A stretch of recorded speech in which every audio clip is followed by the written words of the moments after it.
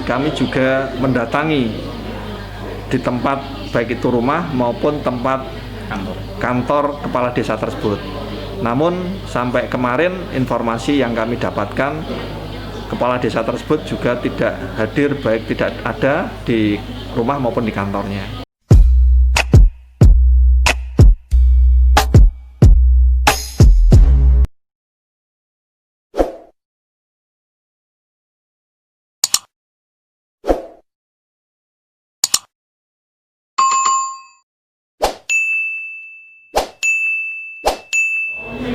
Sejauh ini apa temuan dari Bawaslu Demak terkait dengan Pilgub 2020 ini, Pak?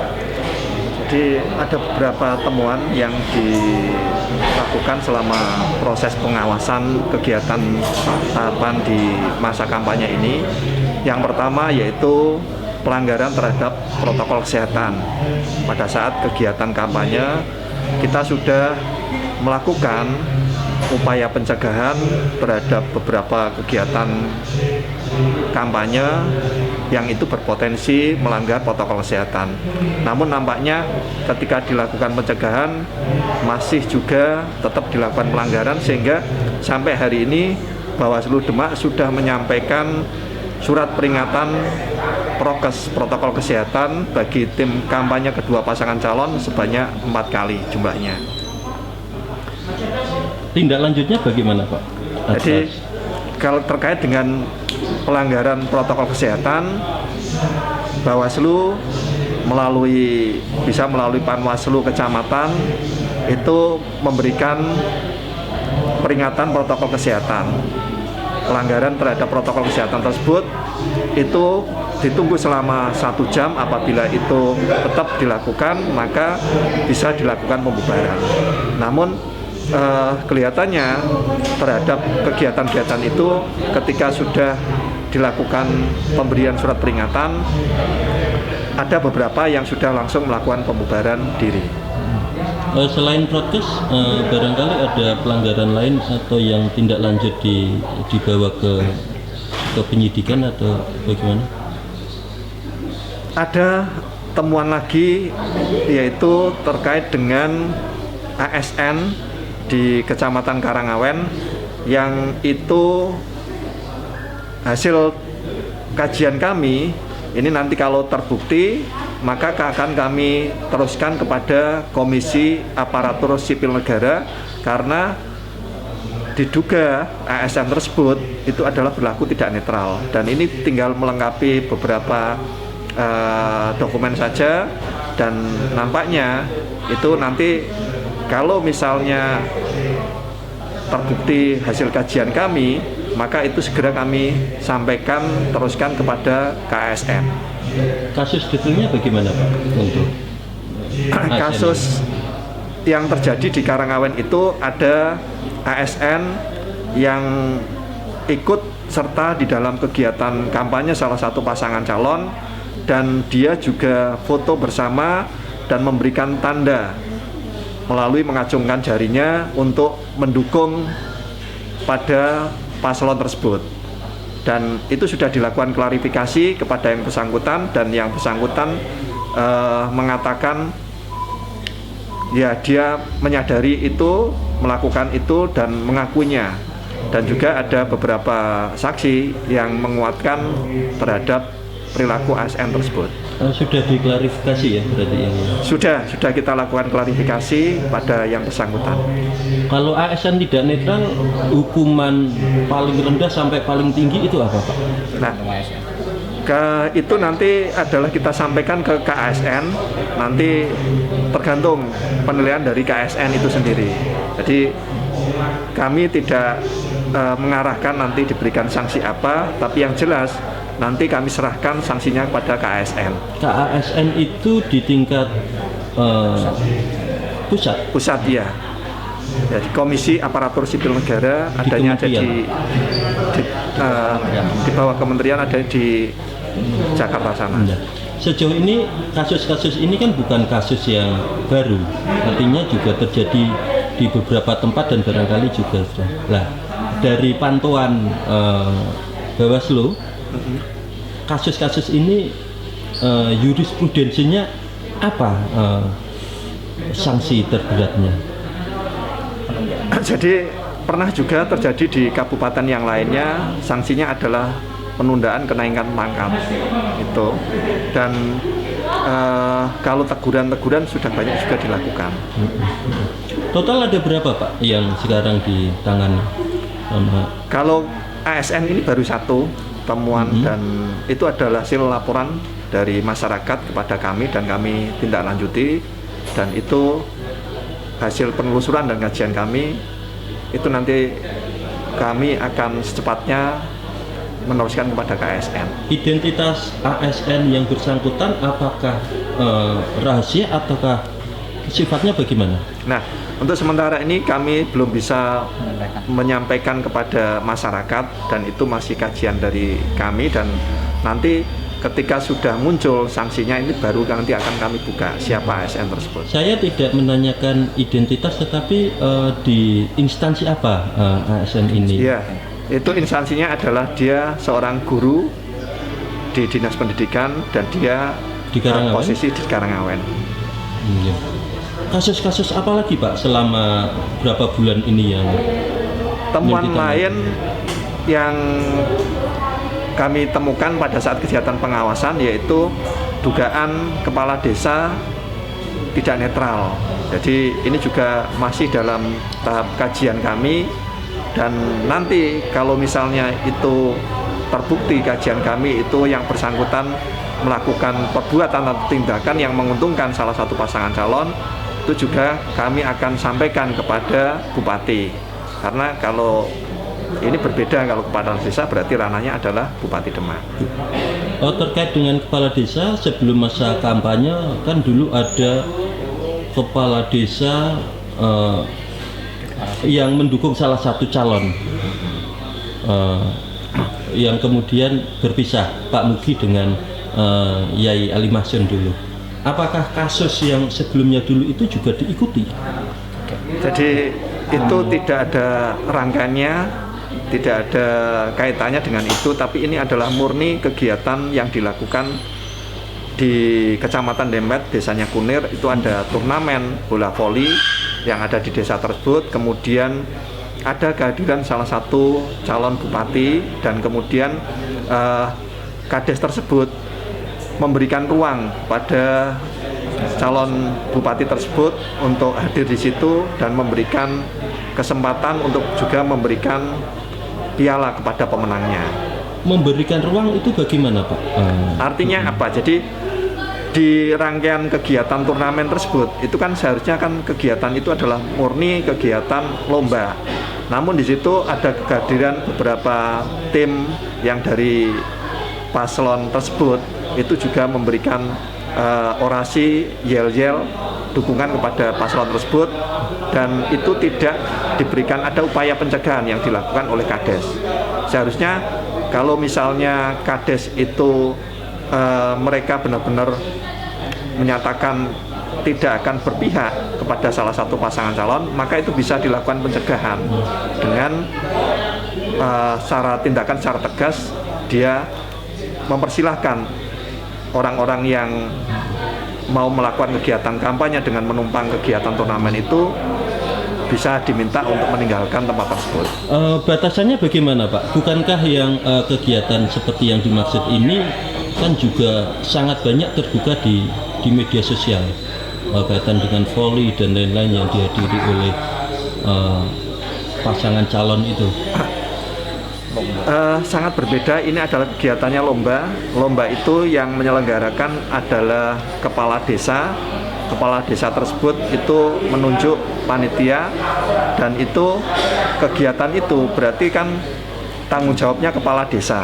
Kemudian ada kehadiran paslon dan dia memberikan tempat pada paslon tersebut untuk seperti tadi yang saya sampaikan, dan ada kegiatan juga untuk yel-yel mendukung pasangan calon tersebut. Dan itu bentuk ketidaknetralan? Ya, itu adalah bagian dari bentuk ketidaknetralan yang dilakukan oleh seorang kepala desa yang seharusnya dia bisa mengambil upaya pencegahan dengan mencegah supaya kejadian itu tidak terjadi di kegiatan tersebut. Siapa saja Pak yang dilarang untuk memihak calon selain kepala desa, ASN? Jadi sebenarnya banyak sekali yang dilarang, yaitu kepala desa, kemudian perangkat desa, ASN, TNI, Polri, termasuk juga penyelenggara, itu harus netral. Dan itu sudah jelas di dalam undang-undangnya. Untuk kepala desa ini sejauh apa penanganannya? Jadi kepala desa tersebut sudah 2 kali kami undang untuk lakukan klarifikasi, namun yang bersangkutan tidak hadir. Dan kemudian kami juga sudah klarifikasi kepada beberapa orang yang mengetahui tersebut, dan itu memberikan informasi dan menyampaikan kepada kami yang menguatkan bahwa kepala desa tersebut berbuat tidak netral. Kalau tidak hadir, apakah ada kemungkinan upaya pembelaan ketiga, upaya paksa dengan polisi atau gabung tuh ya kayak gini ya? Ya, sebenarnya kami juga sudah mendatangi rumahnya, namun ketika didatangi di rumahnya juga posisinya gerbangnya itu tertutup, dan ini sangat berbeda dengan pidana umum lain. Jadi kalau ini kan yang ditangani Bawaslu itu tidak punya upaya paksa untuk menghadirkan orang yang diundang dilakukan klarifikasi. Kalau kemudian pihak-pihak yang akan diklarifikasi tidak datang atau sengaja lari atau sengaja menghindar, apakah ada upaya lain untuk penegakan hukum kaitan dengan pidana pemilu ini? Nah, kami sudah berupaya, di samping menyampaikan undangan secara resmi, kami juga mendatangi di tempat baik itu rumah maupun tempat kantor kepala desa tersebut. Namun sampai kemarin informasi yang kami dapatkan, kepala desa tersebut juga tidak hadir, baik tidak ada di rumah maupun di kantornya. Ada batas waktu nggak Pak penanganan untuk ini pidana pemilu ya kayak gini ya? Ada batas waktu kedaluarsanya nggak? Iya. Kalau itu terkait dengan dugaan pidananya, itu kita dikasih batasan waktu hanya 3 hari. Terus kalau misalnya itu masih memungkinkan untuk diberikan keterangan tambahan, maka tambahannya adalah 2 hari. Jadi, kalau dalam 5 hari tidak bisa mendatangkan ini, berarti sudah nggak bisa, sudah kedaluarsa berarti kasusnya. Ya, nanti kita lihat kalau misalnya itu tergantung dari alat bukti yang sudah ada di Bawaslu. Untuk laporan dana kampanye, apa Pak nama resminya, laporan dana kampanye yang dulu dirilis oleh KPU, itu kan nilainya kecil. Masyarakat kemudian mengomentari, loh kok aneh, kok lebih kecil daripada pemilihan kepala desa dan lain-lain. Apa pandangan Bawaslu melihat setoran dana kampanye itu dan konsekuensinya kalau tidak jujur, dan apa Pak? Jadi yang pertama itu laporan awal dana kampanye. Jadi laporan awal dana kampanye itu kan masih laporan awal, dan itu pada saat kegiatan kampanye dan sampai nanti kegiatan kampanye ini selesai, itu baru ada yang namanya laporan penerimaan dan pengeluaran dana kampanye. Jadi kalau misalnya laporannya itu masih kecil, itu masih dalam tanda kutip laporan itu nanti masih berjalan. Jadi nanti tinggal di laporan akhirnya itu seperti apa. Nah, kita juga ikut juga mencermati itu, namun kita tidak bisa melakukan penilaian karena yang melakukan itu adalah akuntan publik nanti yang akan menilai itu. KPU 2 kali mengeluarkan laporan dana kampanye ini ya. Pertama laporan awal dana kampanye, sama laporan yang sudah 2 mingguan yang lalu kayaknya itu kan ada laporan selanjutnya. Tentu saja sebagai pengawas di pemilu ini, sikap-sikap kecurigaan terhadap dana yang menurut masyarakat juga dinilai tidak masuk akal ini. Nah, kami juga akan mencari informasi terhadap akuntan publik yang nantinya akan melakukan audit itu, karena kita juga harus melihat apakah akuntan publik itu memang benar-benar orang yang atau pihak-pihak yang memang nantinya bisa memberikan penilaian terhadap laporan dana kampanye tersebut, dan kita juga pastikan bahwa akuntan tersebut itu memiliki izin secara resmi. Akuntan publik ini sudah dipilih atau sudah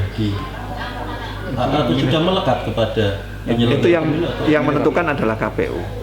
Tapi sudah ada akuntan publik. Nah, kita belum dapat informasi itu, makanya kita mau mencari informasi ini tentang itu.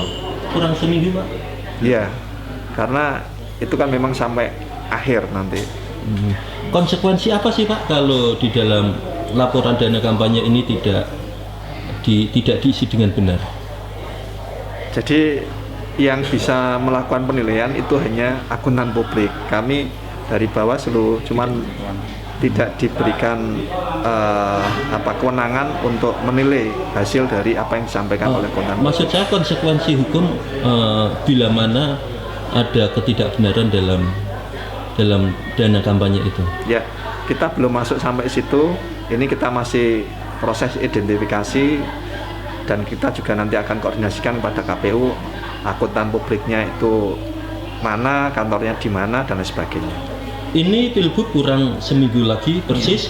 Apa sorotan atau himbauan Bawaslu terkait dengan pasangan calon, tim sukses dan lainnya, Pak? Baik, jadi kami juga akan menyampaikan surat himbauan kepada kedua pasangan calon. Yang pertama, masa tenang dimulai tanggal 6 sampai 8. Maka kita nanti akan pastikan di dalam masa tenang tersebut sudah tidak ada kegiatan kampanye dalam bentuk apapun. Yang kedua, kami juga mengajak pada masyarakat supaya menjadi bagian atau bersinergi dengan Bawaslu untuk turut serta memastikan bahwa rangkaian kegiatan pemilihan yang tinggal beberapa hari ini nanti tidak terjadi pelanggaran lagi. Yang selanjutnya, kami juga menekankan kepada semua tim pasangan calon di akhir minggu ini silakan melakukan upaya penyampaian program dan visi misinya, namun patuhi protokol kesehatan. Terima kasih, Pak, mudah-mudahan menjadi edukasi bagi seluruh warga Demak sebelum pemilihan 9 Desember nanti. Sama-sama, Mas.